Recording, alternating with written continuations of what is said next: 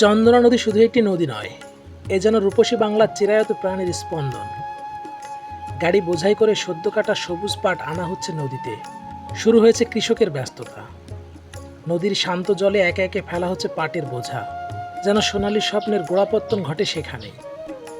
চন্দনা নদী মূলত কুষ্টিয়া জেলার ভেড়ামারা উপজেলার হিসনা নদী থেকে উৎপন্ন হয়েছে। এটি রাজবাড়ী ও ফরিদপুর জেলার উপর দিয়ে প্রবাহিত হয়ে অবশেষে পদ্মা নদীর সঙ্গে গিয়ে মিশেছে।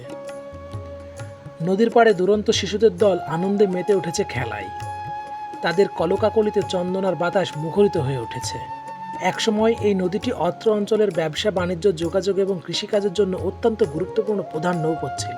পলিভরাট নদীর উৎসমুখ বন্ধ হয়ে যাওয়া এবং সুইচ গেট বাঁধ নির্মাণের কারণে নদীটি অনেক জায়গায় তার স্বাভাবিক নাব্যতা হারিয়ে ছোট খালে পরিণত হয়েছে।